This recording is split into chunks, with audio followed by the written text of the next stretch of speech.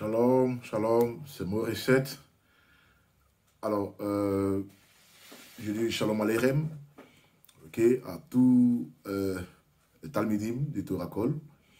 Et puis, d'où est-ce que vous vous trouvez, hein, le territoire où vous vous trouvez, je dis shalom aleichem. Comme d'habitude, on a toujours pour habitude de dire Boketov, Miniratov et Retov. Alors, vous savez, nous vivons une période spéciale où nous sommes à l'aube de ce jour des trompettes, Yom Teruah 2021. Et c'est dans quelques jours, là, ok, du 6 au 8 pour nous qui sommes en diaspora.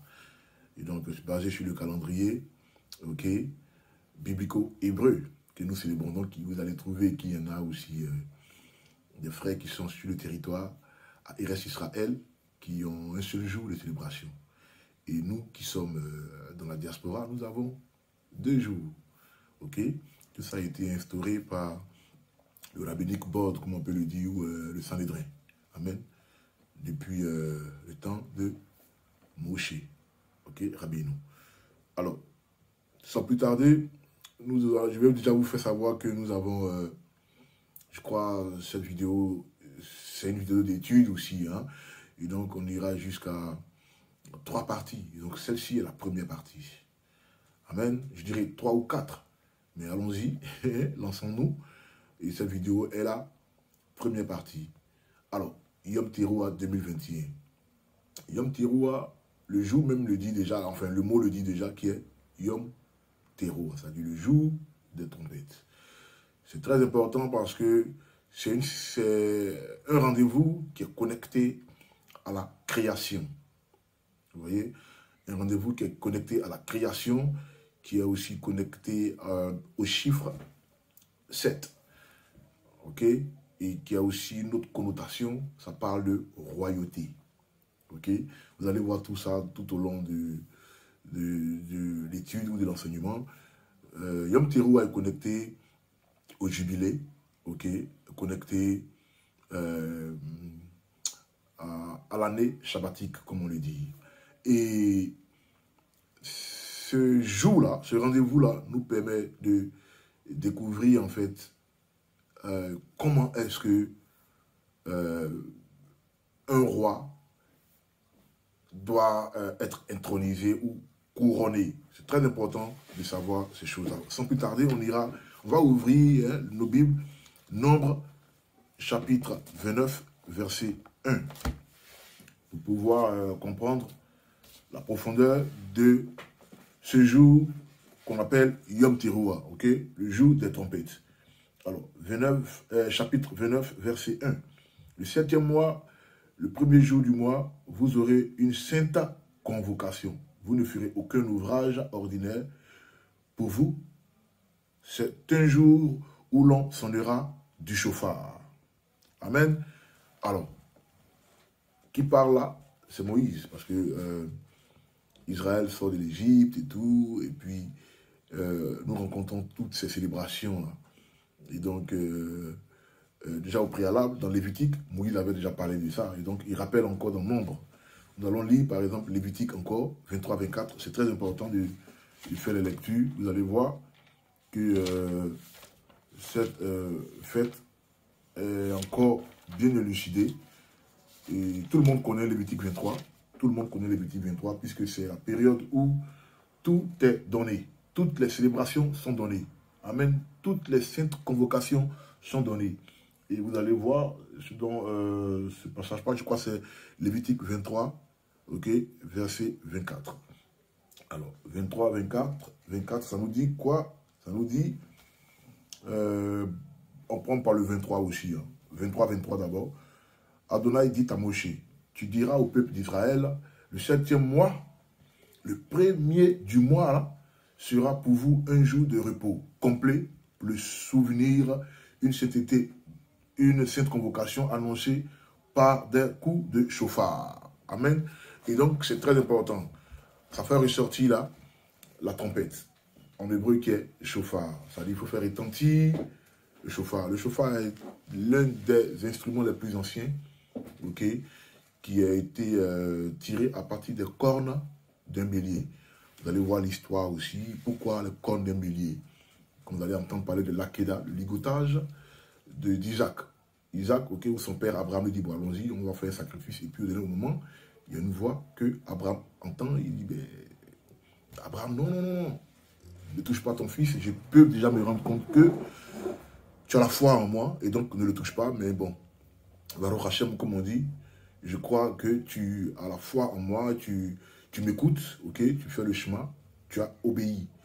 Et donc, la Bible nous dit qu'il y avait un bélier dans les buissons qui vient, et puis on lui prend la corne, donc c'est de là que vient le chauffard. Amen. Donc la corne du bélier, nous allons souffler le chauffard.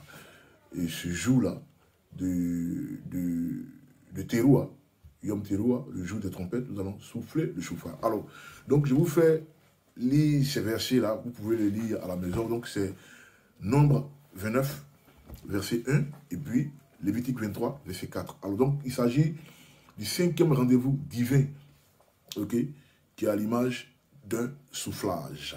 Ok, il faut souffler, c'est Yom Teroua. Ok, mais on souffle, pourquoi? Qu'est-ce qui s'est passé?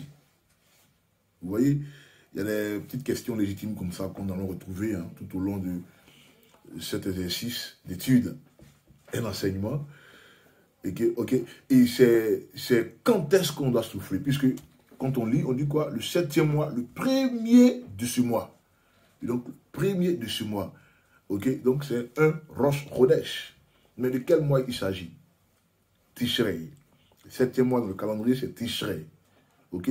Alors, j'ai beaucoup entendu des gens qui disent que pourquoi est-ce que nous célébrons Rosh Hashanah, ce n'est pas biblique, c'est Yom Teroua, Rosh Hashanah, ce n'est pas biblique, mais Rosh Hashanah, Hashanah c'est l'année, Rosh c'est la tête, la tête de l'année, Rosh Hashanah, la tête de l'année, et ça va de pair avec ce passage que nous venons de lire en Lévitique 23, 24, qui fait ressortir le 7e mois, et aussi qui fait ressortir le premier de ce 7e mois. Ok?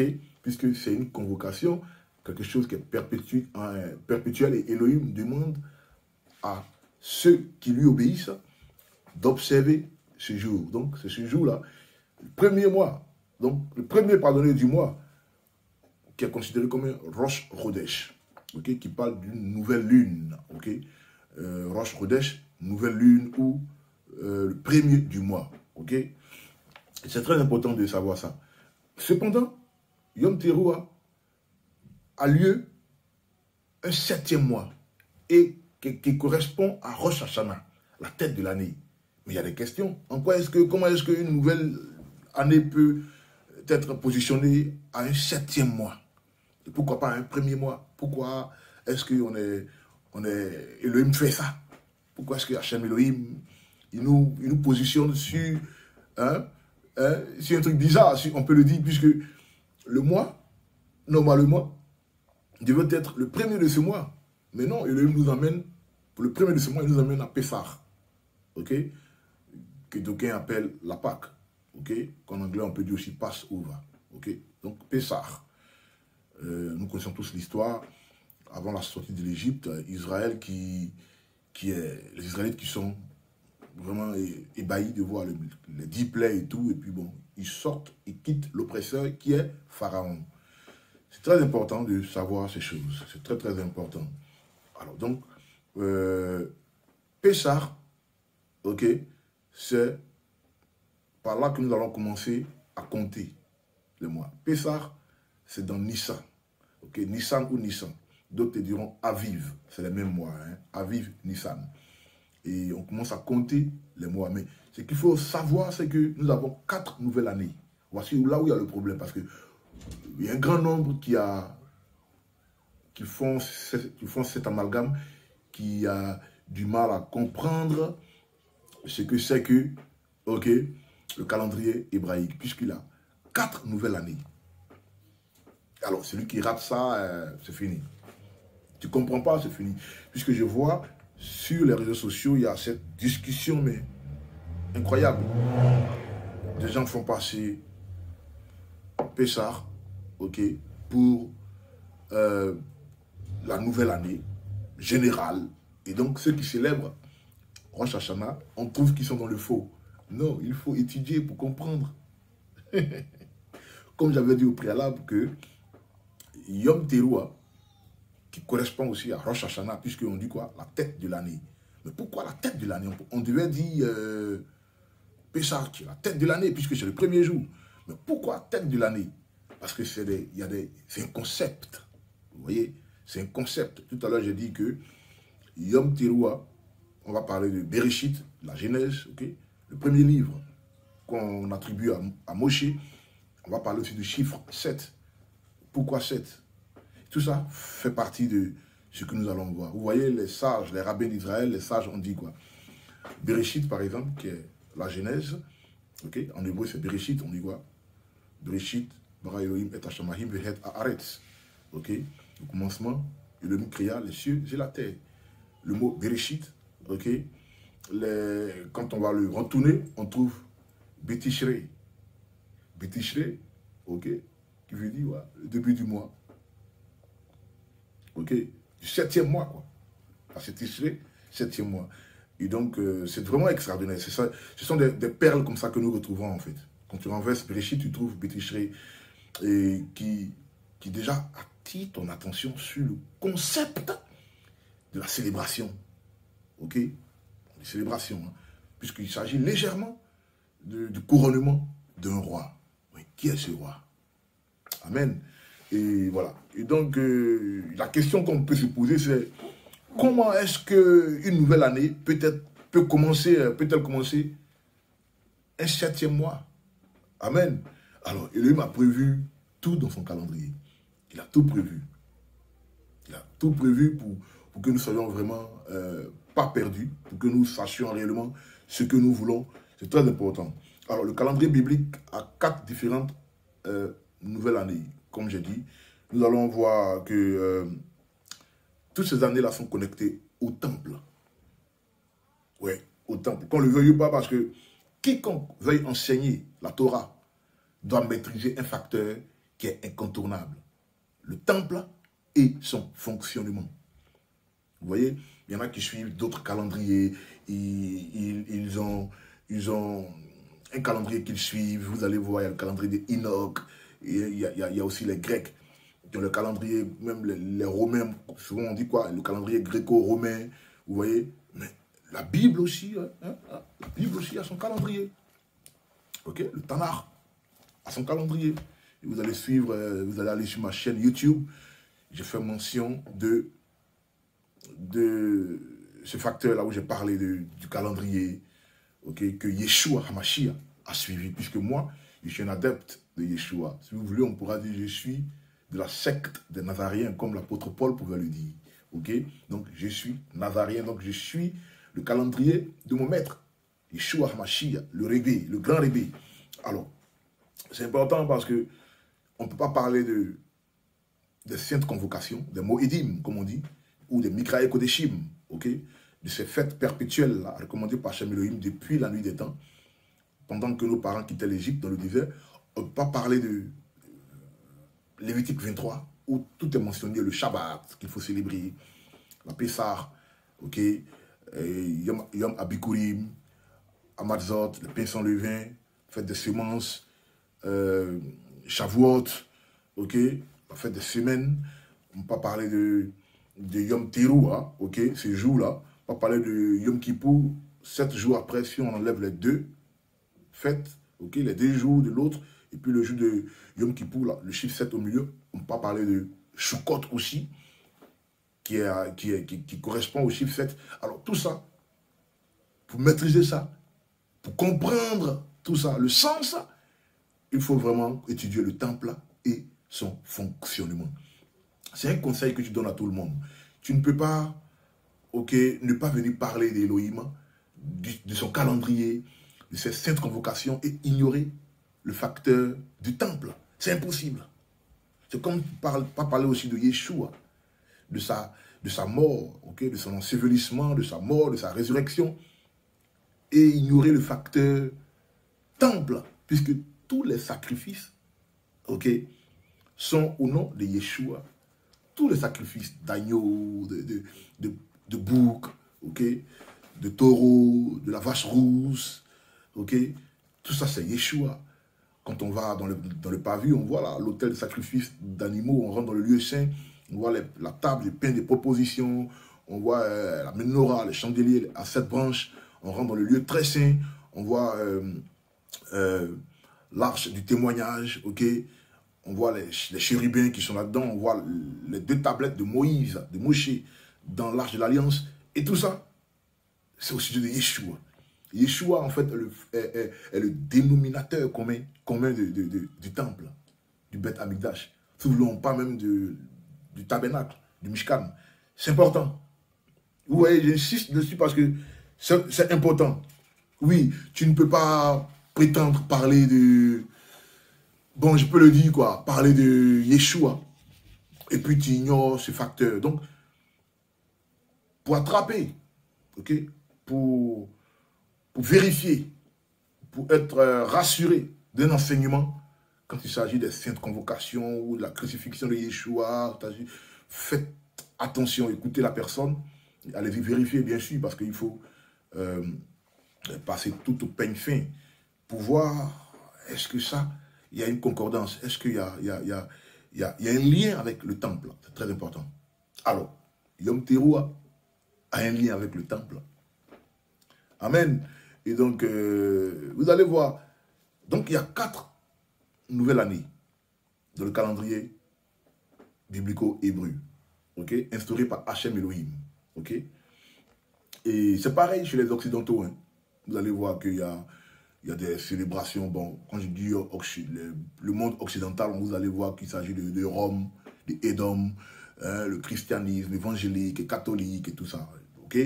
C'est pareil pour eux, ils n'ont pas, c'est vrai qu'ils ont une année unique, une seule nouvelle année unique, mais ils ont des années d'accrochage, c'est-à-dire un calendrier qui a plusieurs nouvelles années, ok. Moi j'appelle ça des marqueurs annuels. Par exemple, vous avez le 1er janvier, qui est la seule et unique nouvelle année, mais en même temps vous avez une année fiscale.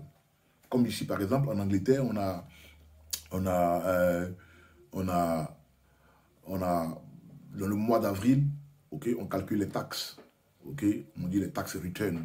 Les gens, ils appliquent pour qu'on leur donne, on leur reverse les taxes qu'on leur avait prises et tout ça. Et c'est important. Mais ça, chaque année, et ce n'est pas dans n'importe quel mois, seulement dans le mois d'avril. Donc, on veut dire c'est la nouvelle année fiscale. Pareil pour l'année scolaire. On ne va pas commencer l'école en décembre ou je veux dire de manière, bon, ici en Angleterre par exemple, ok, je crois dans d'autres pays c'est pareil, mais je donne l'exemple de mon pays où je suis présentement. En Angleterre, vous avez la rentrée scolaire. On ne va pas rentrer, nous sommes dans le mois d'août, ok, on ne va pas rentrer nouvellement à l'école, on ne va pas reprendre la saison scolaire en janvier ou en décembre, non. À moins qu'il y ait un problème dans le pays. Voilà. Une année blanche, ok, ou bien, bon, ben, mais sinon, comme par exemple, on a une crise là, une crise sanitaire là, hein, mais c'est pareil. Sinon, après, on revient à l'année exacte, enfin, à la date exacte qui est début septembre. Vous voyez, donc, chaque début septembre, les enfants reprennent l'école. Pareil dans d'autres pays, vous avez aussi, pour le sport, par exemple, le football, le football, vous avez le championnat de football qui commence en mi-août. Donc ça a déjà commencé. Ici, nous sommes en 3e journée du championnat anglais. Vous voyez, il ne faut pas commencer en janvier. Non, non, non, non, non. Chaque année. Donc j'appelle ça des marqueurs annuels. Mais par contre, ils ont une seule et unique nouvelle année, qui est le 1er janvier. Alors pourquoi je fais mention de ce calendrier occidental? Parce que c'est pareil pour le calendrier hébreu. Vous voyez, j'ai fait ce tour-là pour que les gens comprennent qu'il y a la fête de Pâques, ok, où Elohim dit, vous allez commencer à compter. Bon, on va lire, ok, on va lire, je crois bien, on va lire, on va prendre Exode, chapitre 12. Exode, chapitre 12. Ça, c'est la première, parce que nous avons 4 nouvelles années, ok, dans le calendrier hébreu. Et Vous avez Pessah, qui est en fait la nouvelle année des mois. Ok? Il ne faudrait pas ignorer ça, c'est très important. Exode chapitre 12, à partir du verset 1. Exode chapitre 12. Alors, Adonai parla à Moshe et à Aaron dans le pays d'Égypte. Il dit, vous commencez votre année par ce mois. Ce sera pour vous le premier mois de l'année. Amen. C'est très important, il faut le souligner. Ce sera pour vous le premier mois de l'année. Ok? Et donc, l'année commence à Nissan, lors de la Pâque, le mois de Aviv ou le mois de Nissan. C'est très important. C'est en plein printemps. Ok? Et donc, ça, c'est la nouvelle année des mois et des festivals. Parce qu'après ça, vous avez aussi la fête des pains sans levain, la fête des semences et aussi Shavuot, qui est très important. Et donc, c'est le premier mois du calendrier biblico-hébreu. Il faut bien retenir ça parce que la Pâque, la Pessah, là, célèbre la nouvelle année des mois. Vous voyez? Par contre, Yom Teruah, Rosh Hashanah, c'est la nouvelle année la nouvelle année de l'année ou des années. Ok? Mais vous allez comprendre au fil du temps. Alors, c'est très important. Ça explique la Pessah, ok? Cette année-là, cette nouvelle année-là, qui est à l'image de la célébration, ok? Ou si vous voulez du festival ou de la nouvelle année des mois, ça marque la sortie d'Israël de l'Égypte. C'est-à-dire, nos frères, nos ancêtres sortaient, ok, de l'emprise de l'oppresseur. C'est très important.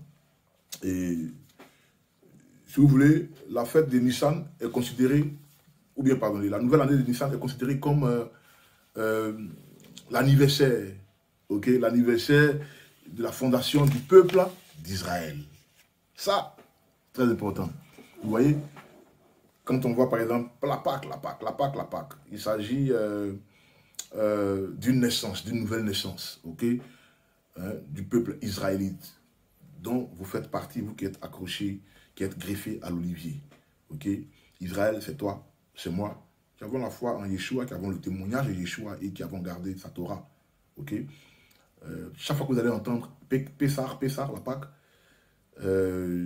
c'est une célébration qui parle de la fondation. Ok? Le jour où vous avez eu naissance, vous avez vu naissance. Ok? Très important de savoir ça. Et ça, c'est la première nouvelle année. Parce qu'il y a 4 nouvelles années, comme j'ai dit. Donc la première, c'est celle qui est la nouvelle année des mois, Pessah, la Pâque, où on doit commencer à compter. Ok? Alors, la deuxième nouvelle année, c'est l'année des dîmes animales. Ok? Je dis quoi? Dîmes animales. Du coup, ça doit attirer votre attention. Ok? Puisque c'est le premier de Elul. Nous sommes dans le mois de Elul. Donc le premier. Ok? Mais on n'a pas célébré ça comme il se doit. Ah oui, parce que le temple est temporairement détruit. Puisqu'il fallait apporter les dîmes là, aux sacrificateurs qui allaient célébrer ça là-bas. Les gens le font, hein. Les gens le font, puis ce n'est pas un péché de le faire. Ok? C'est une recommandation, mais le temple est détruit. Parce que c'est là-bas qu'on fait le sacrifice, c'est là-bas qu'on doit aller faire ça. Mais bon, c'est le premier jour des Loul. Ok? Et ça correspond au 6e mois. Nous sommes dans le 6e mois présentement, Elul. Dans quelques jours, le mois prend fin. Amen. C'est très important. C'est très important. Alors, ce jour, il n'est plus observé, comme j'ai dit, à cause de la destruction du temple. Ok? Alors, vous allez voir la dîme. La dîme en hébreu s'appelle Maaseh, mais elle a une image extraordinaire. Parce que les gens continuent de prendre des dîmes. Bon, sont-ils des Lévites? La question reste en suspens. Sont-ils des Lévites, des sacrificateurs? Bon, bref. Ok? C'est très important. La dîme, en ce sens, n'est plus d'actualité. C'est pourquoi tout à l'heure je l'ai dit. Parce que le temple est détruit, mais de manière momentanée, temporaire, puisque le 3e temple est en reconstruction. Ok, une fois, on m'a demandé, mais je suis en Israël, je n'ai pas vu, mais regarde à côté, autour. C'est un langage codé. Il est en reconstruction. Parce qu'ils pensent qu'il faut enlever pour eux, ils pensent qu'il faut enlever le dôme qu'on voit là sur le mont Montréal, là. Il faut enlever la mosquée là, pour dire que ça commence. Non. Aux alentours, il y a des petits travaux qui se font. Le temple n'aura pas le même, enfin, la même dimension que les premiers. Ça sera un vaste édifice.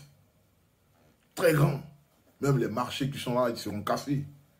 Mais bon, on a beaucoup à dire là-dessus. Alors, donc c'est la deuxième nouvelle année. Il s'agit de la dîme des animaux. Ok. Et la troisième nouvelle année, hein, c'est le premier jour de Tishri.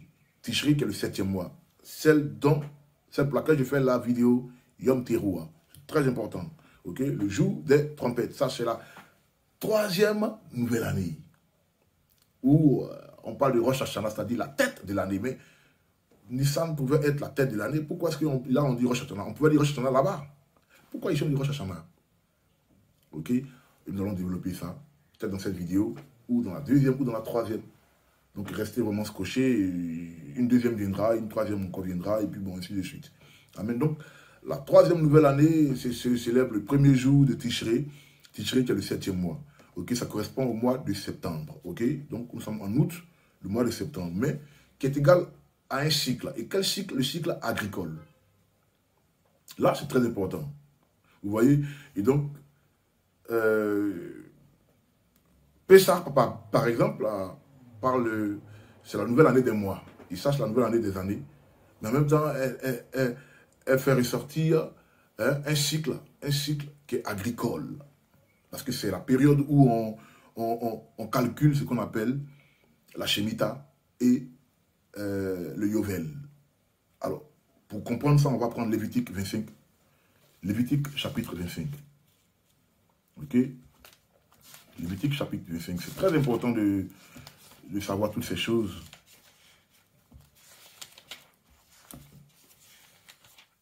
Voilà. Lévitique chapitre 25, à partir du verset 1. Alors, Adonai parla à Moshe sur le mont Sinaï. Il lui dit, tu diras au peuple d'Israël, lorsque vous entrerez dans le pays que je vous donne, le pays lui-même observera un repos de Shabbat, en l'honneur d'Adonai. Okay? Et vous ensemencerez vos champs pendant 6 mois. Vous émonderez vos vignes et en récolterez le produit pendant 6 ans. Verset 4.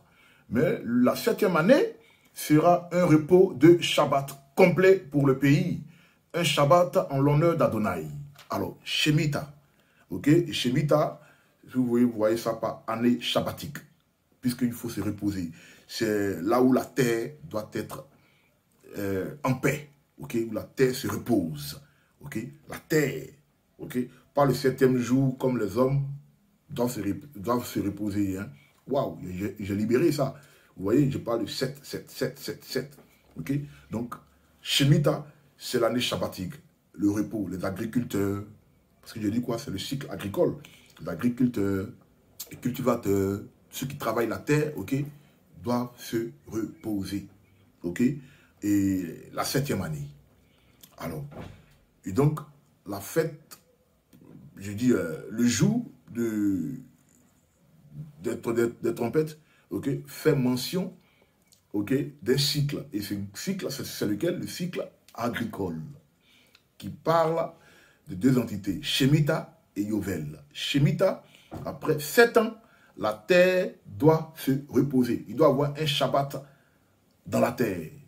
C'est-à-dire la terre, les agriculteurs doivent laisser la terre comme ça. Ils ne vont pas au champ, ils ne font rien et tout et tout.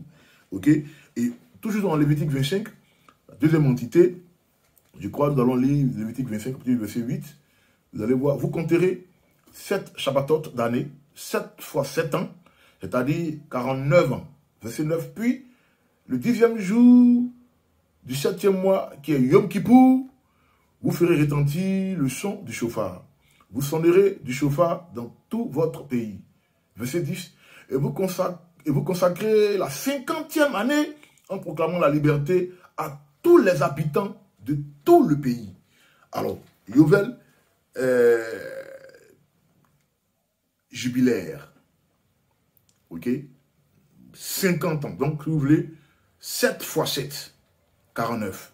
Et la 50e année, tout le pays hein, connaîtra une liberté, mais vraiment sous plusieurs activités, sous plusieurs entités, pardonnez. Si tu avais un esclave, tu le libères. S'il y avait une dette quelque part, c'est toi qu'on devait, ok, laisse tomber. C'est toi qui devais, je vais dire, tu abandonnes aussi. Ou on te laisse, si c'est toi qui devais, on laisse tomber, quoi. Alors, et donc, Yovel, c'est jubilé. Shemitah, c'est shabbatique. Shemitah, 7 ans après, la terre se repose. Yovel, 50 ans après, c'est-à-dire 7 fois 7, 49, et la 10e année, pardon, la 50e année, la terre, pardonnez, la 50e année, c'est le jubilé, et donc il y a ce repos-là. Ce repos, mais sous une autre forme, qui est la liberté. Il faut laisser tomber les affaires, il faut laisser l'esclave qui est avec toi. S'il y avait une dette là, il faut l'annuler. C'est comme ça, même en Angleterre, c'est pareil. Hein. Si tu es ce qu'on appelle sur la blacklist, ok, si tu es endetté, après je crois, après, mais c'est pas les mêmes choses. Hein. Ici, je crois que c'est après 5 ans, on efface tout et puis bon, la vie reprend quoi. Amen, de manière financière, ta vie reprend. Alors, donc, mais elle correspond à une année civile. Donc, Yom Teruah, Rosh Hashanah, ok, c'est la nouvelle année civile, aussi agricole, puisqu'on a vu chez Mita Yovel, agricole et la liberté, ok, hein, des hommes, tous ceux qui sont peut-être sous oppression, mais dans le pays, on libère tout le monde. Chez Mita, on ne touche pas la terre, c'est le Shabbat de la terre, mais c'est une année civile, c'est la nouvelle année civile. Voilà où il faut faire la différence. Puisqu'il y a plusieurs nouvelles années. Même dans le calendrier gréco-romain, on a vu les Occidentaux, hein, on a vu Edom, comment il a son calendrier qui est disposé. C'est pareil pour le calendrier biblico-hébreu. Nous avons 4 nouvelles années. Donc, on a fait mention de 3 nouvelles années. Il nous faut faire mention de la 4e nouvelle année. Mais je voulais vraiment m'éterniser sur la 3e nouvelle année. La 3e, quoi, qui est la nouvelle année civile, comparativement au mois de Nissan, où on célèbre Pâques, qui est la nouvelle année des mois. Ça, c'est important. Vous voyez, c'est très important. Alors, la 4e et dernière nouvelle année, qui est la nouvelle année des arbres, où on célèbre Toubishva. Vous voyez, Toubishva, qui est la nouvelle année des arbres. Ok, c'est très important. Très important. Alors, je fais mention de toutes ces années-là pour que on sache, en fait, enfin, on sache la définition de Yom Teruah. Ok, Yom Teruah, c'est quoi Yom Teruah? Pourquoi Yom Teruah? Ok, et pourquoi il y a ce lien avec Rosh Hashanah? Ok, si vous voulez, c'est la sainte convocation la plus mystérieuse de toutes les saintes convocations. Pourquoi? Parce que Elohim n'a pas fait mention de comment est-ce qu'on doit célébrer ça, qu'est-ce qu'on doit faire, même s'il s'agit d'un cycle agricole, si c'est la nouvelle année civile, puisque voilà, les gens célèbrent hein, une nouvelle année comme chez Edom, hein, 1er janvier, les gens ils explosent, hein, ils font un feu d'artifice là, c'est pareil. Hein. Bon, chez nous, on ne fait pas ça, hein, mais c'est une autre manière de célébrer ça. Voilà. Mais c'est quoi cette manière? Comme j'avais dit au préalable, elle parle d'un couronnement, d'une intronisation. C'est carrément Bereshit, ok, la Genèse, ok. Cette différence, cette entité-là, qui est Yom Teruah, elle est différente des 6 autres Moedim. Elle est carrément différente, ok. Elohim n'a pas vraiment parlé. On va lire encore, on va quand même relire, ok, Lévitique 23, 24.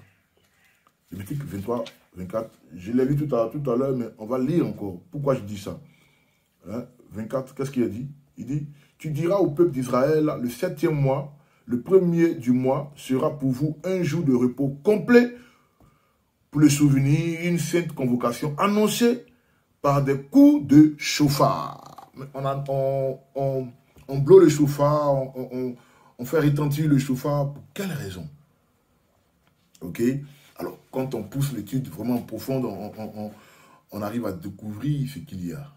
Ok, c'est ce que nous allons découvrir. Hein. Hein. Si on se concentre sur la Genèse, un livre de Genèse, chapitre 22, bon, je dirais aux frères de prendre votre livre, hein, de prendre note aussi. Bereshit, Genèse 22, vous allez voir que c'est une entité extraordinaire, ok?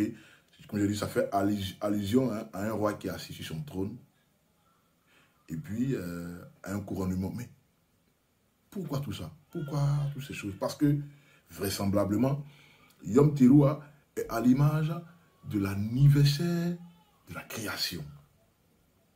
Alors, quand on parle de l'anniversaire de la création, du coup, on fait allusion au jardin d'Éden. Qu'est-ce qui s'est passé là-bas? Il y a eu l'homme qui a été créé et tout ce qu'on voit là. Mais l'homme, bien sûr, puisque si on parle de couronnement, on parle de royauté, c'est qu'on fait allusion à un roi quelque part. Mais qui était ce roi? Bel et bien, Adam. Adam Rishon. Adam Rishon. On va laisser Adam Rishon et on va aller un peu plus loin. Vous voyez l'histoire de Abraham, Avinu et son fils, Isaac. Je crois au début, j'ai parlé de ça, légèrement. Dans la pensée hébraïque, il y a un code qu'on appelle Akeda. Okay? Akeda, ça parle du ligotage. Abraham a attaché son fils comme on attache un animal pour faire le sacrifice d'animal dans le temple, dans le parvis. C'est pareil. Son fils lui demande, mais où est-ce qu'on va? Où est l'animal? Il dit, allons-y, Elohim va pouvoir. Donc ils vont, et Abraham est prêt à en découdre avec son fils, hein, le sacrifice. Et puis, il y a une voix qui dit, non, mais non, laisse tomber, j'ai vu que tu as la foi en moi, Abraham. Et donc, cette entité-là s'appelle Akeda, le ligotage, ok? Et le Korban Ola, on peut le dire aussi Korban Ola, mais c'est le ligotage d'Isaac, ok? Akeda, sur l'autel.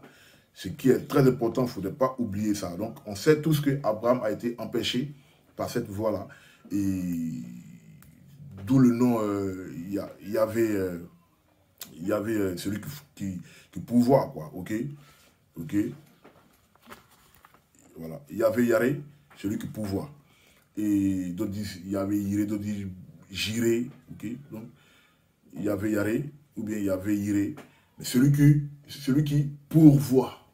Et à la place d'Isaac, c'est un bélier qui est donné là. C'est très important, c'est très important. Et pourquoi?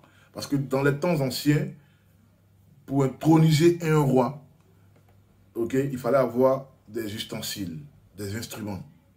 Et ces instruments-là, le chauffard était celui qui était le plus choisi. Le chauffard, c'est que quand un roi doit être intronisé ou couronné, par exemple, on souffle le chauffard. Vous voyez? Et donc, on dit Yom Teruah, le jour des trompettes. Mais en fait, il se passe quelque chose ce jour-là. Donc, Yom Teruah vient pour couvrir quelque chose. Mais quelle chose? Ça se passe à Rosh Hashanah, la tête de l'année. Mais qu'est-ce qui se passe là aussi? C'est un couronnement, une intronisation. Ne l'oubliez jamais. Mais en quoi est-ce que ça a à voir avec Abraham et son fils, Isaac? On parle de ligotage, sacrifice qui a failli avoir lieu. C'est vrai qu'on peut voir l'entité du bélier, où la corne devait être prise pour être soufflée. Okay? Il fallait que le son retentisse. Mais, vous voyez, on va lire Matthieu, parce que c'est aussi important de voir ces facteurs-là, ok? Ces facteurs-là. Je ne sais pas si vous voulez qu'on aille là-bas, mais on parlera de ça plus tard. Hein? Mais il faut que je le dise aussi déjà. Yeshua dans les eaux du Jourdain. Et puis, il y a une phrase qu'on entend, hein? Celui-ci est mon fils bien-aimé en qui j'ai mis toute mon affection. Lors de la transfiguration, hein, vous avez Pierre, Jean et Jacques, Yeshua, et puis Yeshua qui fait apparaître Moshe et Élie, ok, et puis Eliyahu, et puis Moshe, enfin, Képha nous dit plus tard, dans 2 Pierre 1, que cette même voix-là, qui s'est fait entendre dans le Jourdain, se fait encore entendre là, où il dit, celui-ci est mon fils bien-aimé, en qui j'ai mis toute mon affection. Cette phrase-là, ce langage-là, celui-ci est mon fils bien-aimé, en qui j'ai mis toute mon affection, signifie, ok, une déclaration de couronnement. C'est très important. Ça veut dire que cette personne m'appartient. Je m'occupe d'elle. Elle est à mon image, à ma ressemblance. Du coup, hein, on retourne à Bereshit. Qui a dit ça là-bas? Elohim. Il dit quoi? Et Elohim créa l'homme à son image. Il créa l'homme à son image. Alors, quand il crée l'homme là, l'homme est couronné là. À son image, à sa ressemblance, l'homme est couronné. C'est un langage en fait. Vous voyez, j'ai toujours dit, la Bible a 4 étapes de compréhension. Tu as le langage, tu as l'histoire, tu as le concept et tu as la culture.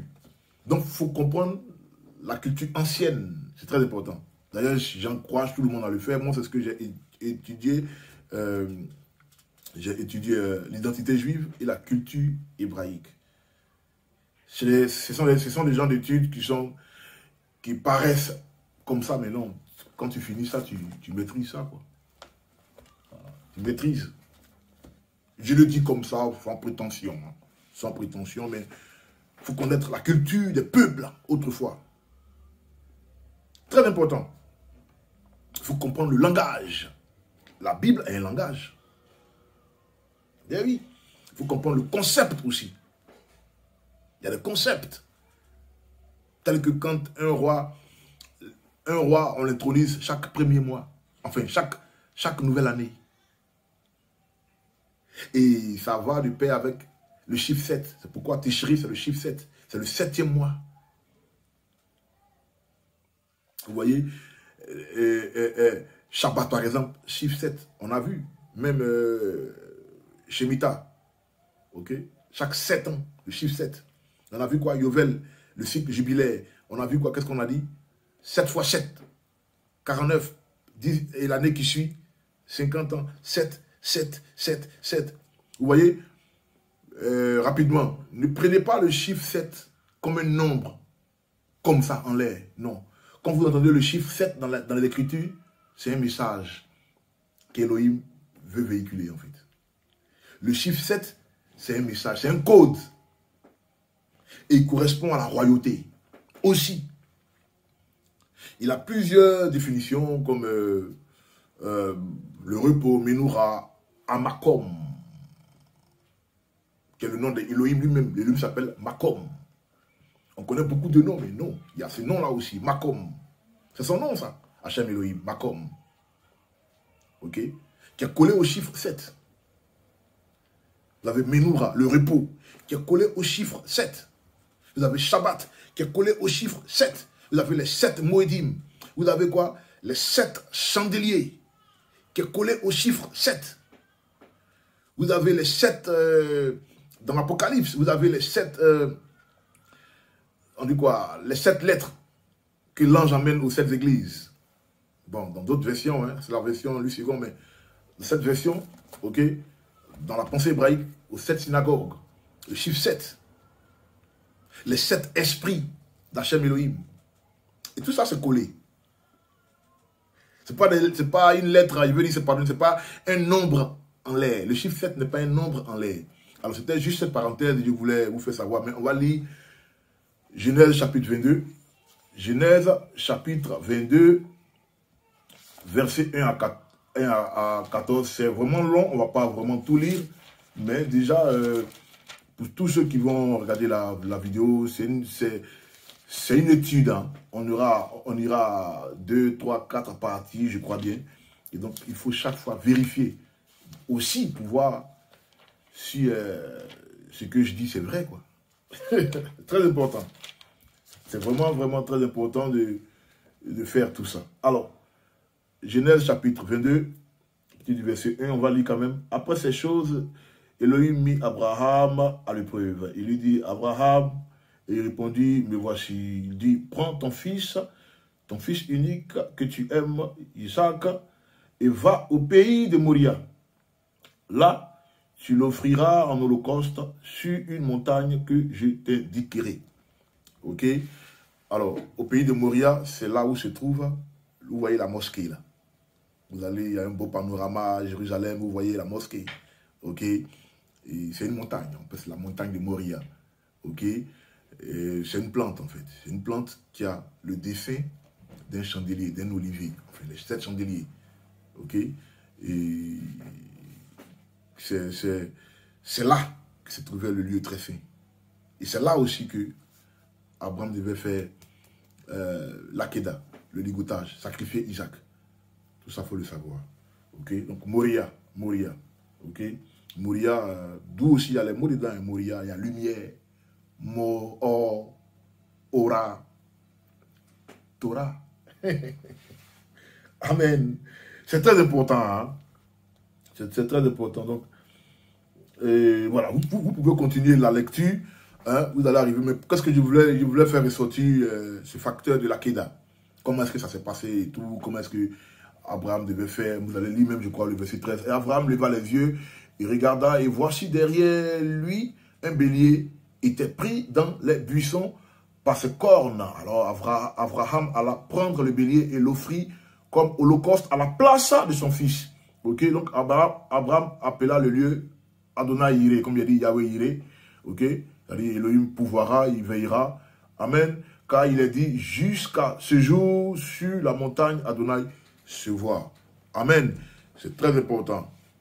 Alors, donc voici l'étape de l'Akéda. Cette étape-là, c'était, si vous voulez, c'est l'image d'un couronnement. Isaac était en train d'être couronné.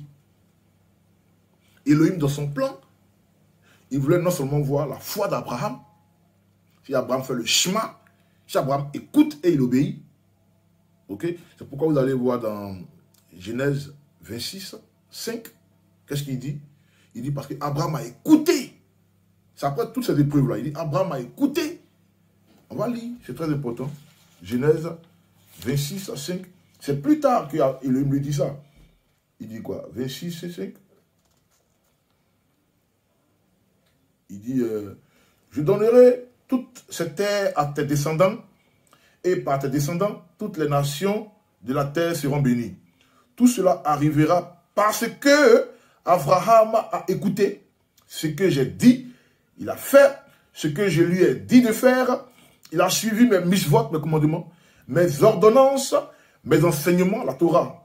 Amen. Donc, c'est pour ça. C'est pour ça. C'est ça qu'on appelle la foi. Donc, Genèse 26, 5. Genèse chapitre 26, verset 5. Abraham devient meilleur ami d'Elohim parce qu'il a fait le chemin. Et donc, on voit l'épreuve, ok? C'est dans la parashat L'Er-Léra. Vous connaissez la parashat L'Er-Léra. C'est là où on fait mention de l'Akéda, de ligotage d'Isaac. Ok?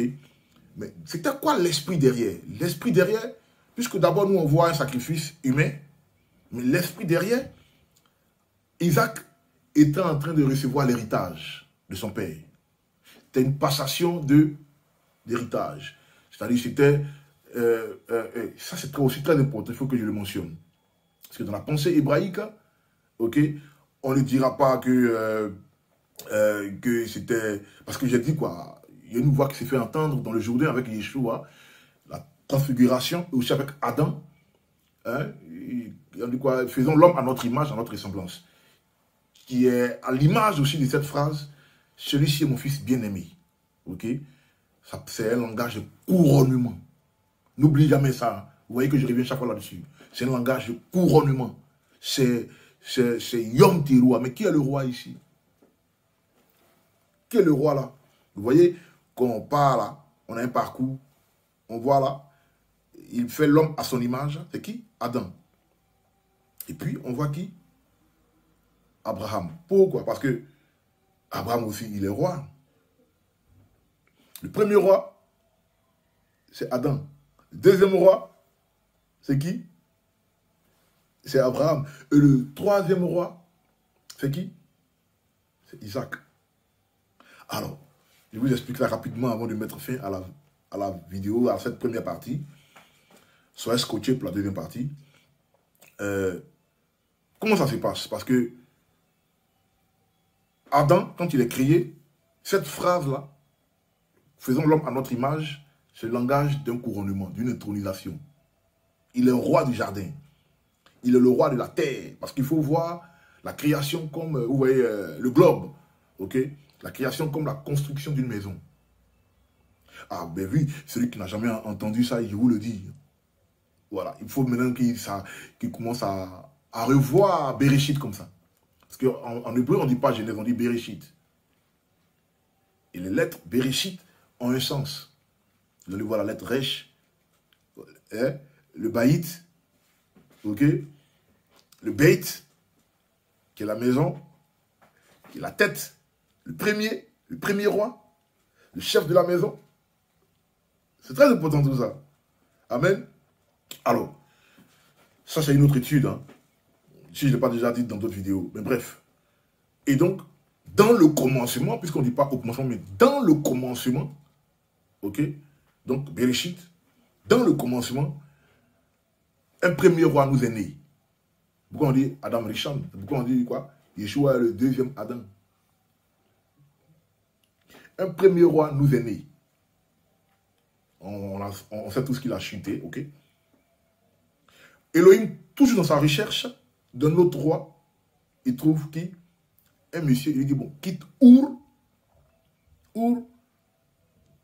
ok, qui est en Chaldée, et vas-y à Canaan. Israël quitte où? L'Égypte, et allez-y à Canaan. Bien sûr, traverse la mer Rouge, allez-y à Canaan. Pareil pour leurs ancêtres. À l'image de qui?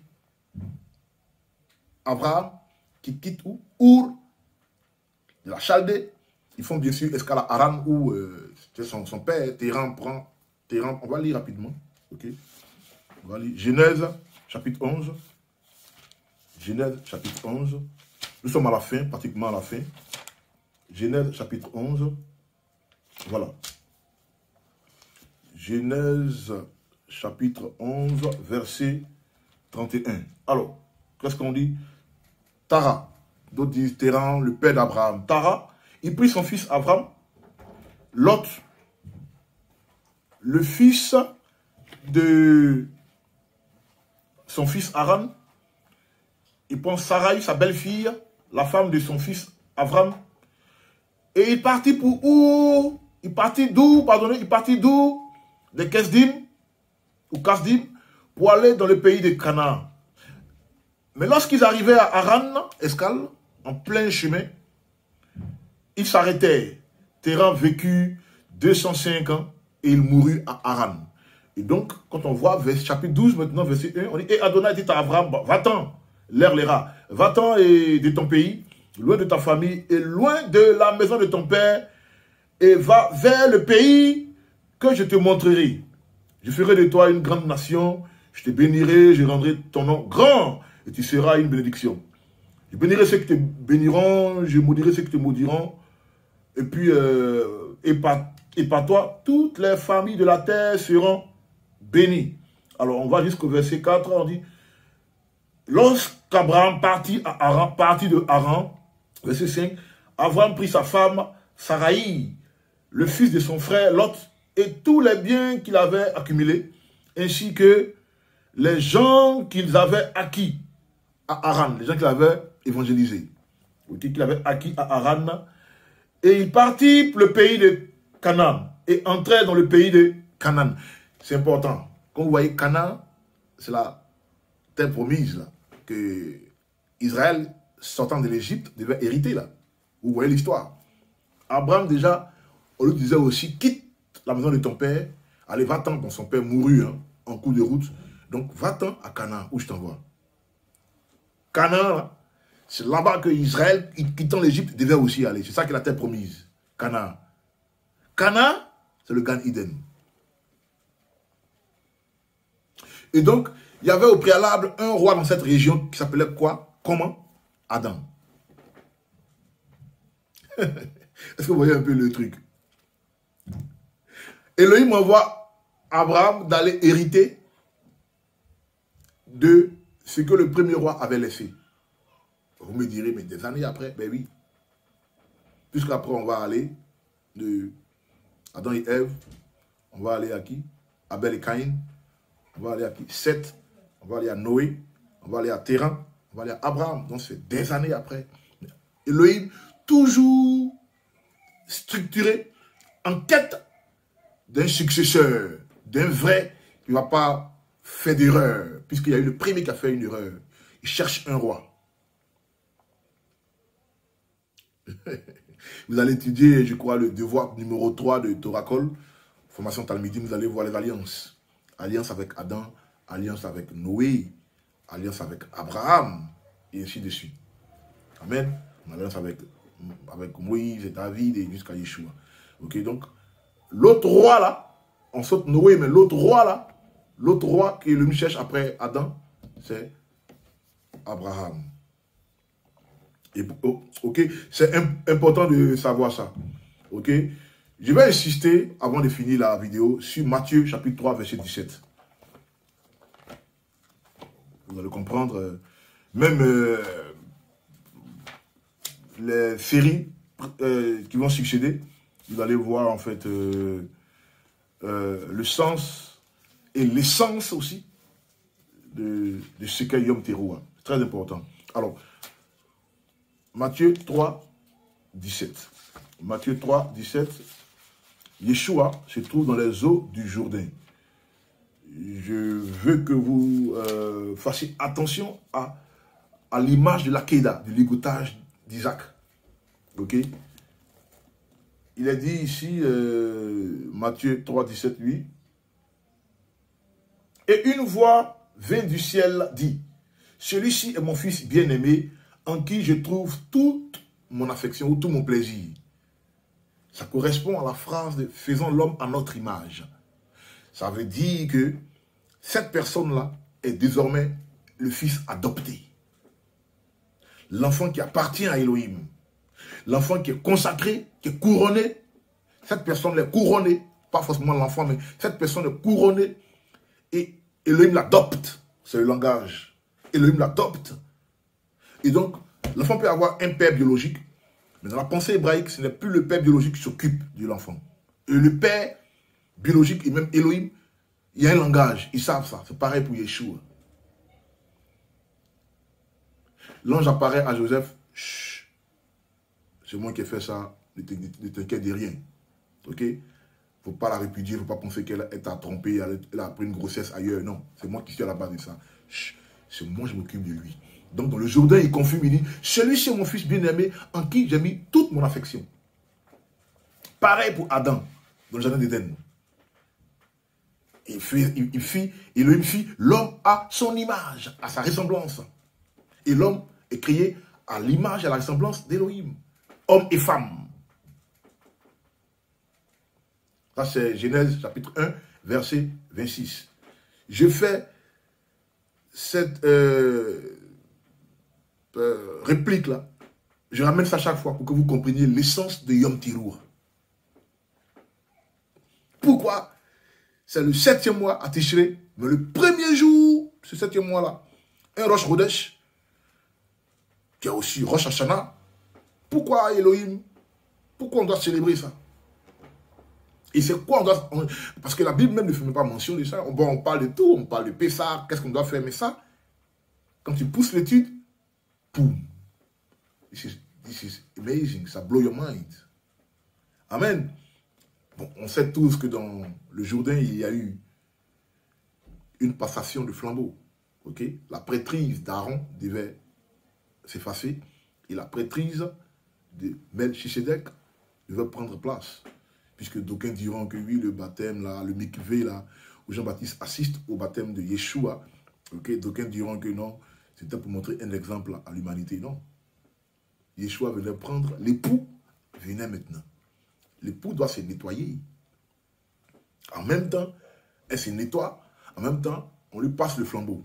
Donc Jean-Baptiste, il joue le rôle du dernier sacrificateur, qui est sous, qui est de la lignée de Aaron. Il doit passer le flambeau à Yeshua.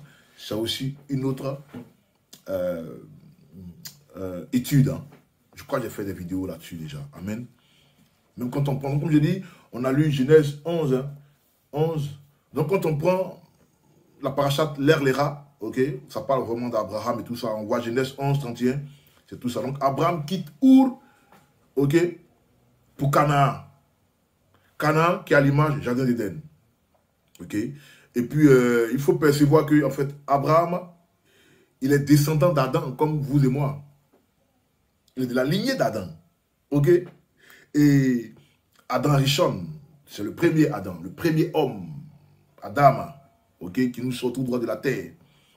Ça, c'est aussi un autre enseignement que nous avons déjà sur notre chaîne YouTube. Mais, comme j'ai dit au préalable, Adam est le premier roi de la région de Canaan. Donc, Abraham quitte Our pour aller à Canaan pour le succéder, pour prendre cet héritage. Amen. Et donc, pareil pour Isaac.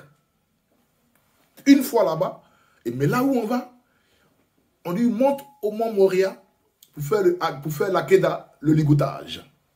Toujours dans le Gan Eden. Vous voyez le temple à Jérusalem, c'est l'emplacement du Jardin d'Éden. Mais à l'époque, c'était une grande zone. Le canal du Suez n'existait même pas. C'était vraiment ça impliquait l'Afrique subsaharienne aussi. Ça impliquait le côté, comme on dit maintenant, le Middle East, hein, le Moyen-Orient. C'était un vaste, c'était vraiment un vaste territoire. Et le temple aussi, étant dans ce secteur-là où vous voyez là, hein, où il y a la mosquée, le dôme là, le truc doré là, ok, c'était là que le temple se trouvait. Et donc, Abraham y va, là-bas, avec sa famille, ok, et Isaac naît là-bas. Mais Isaac subit la Keda là-bas, le couronnement là-bas, où on voit après le bélier qui doit rentrer en action, qu'on va prendre pour souffler, pour affirmer le couronnement et l'intronisation de l'enfant. Donc, Isaac est adopté par Hachem Elohim automatiquement. Bien que son père biologique soit là, Abraham, mais Isaac est adopté. C'est pourquoi les thèmes, le fils de la promesse, la terre de la promesse, la terre promise, le fils de la promesse. Ok? Donc la Keda, c'est un ligotage. Ok? On fait sacrifice, mais au final, le sacrifice n'a plus lieu, mais c'est autre chose. C'est un couronnement. Amen. C'est très important. Et donc, dès l'instant où ce fils-là, qui est bien aimé, qui est à l'image du fils, enfin, en qui Elohim met toute son affection, ok, Elohim a tout son plaisir en Isaac, parce qu'il cherchait une descendance. Hein. On connaît l'histoire après de là, Rebecca sera enceinte de deux enfants, deux nations, ok, Jacob et Isav. Mais Isaac est déjà intronisé roi. Et donc si son père, Abraham, est héritier, ok, d'Adam, c'est que Isaac est héritier d'Abraham. La seconde section, la deuxième vidéo, va encore vous ouvrir les yeux. Et je vous souhaite une bonne fête, ok? Certains diront une bonne fête, mais je vous souhaite un bon jour de trompette, ok? Shana Tova. Allez, c'était la première partie. Mon recette. Au revoir.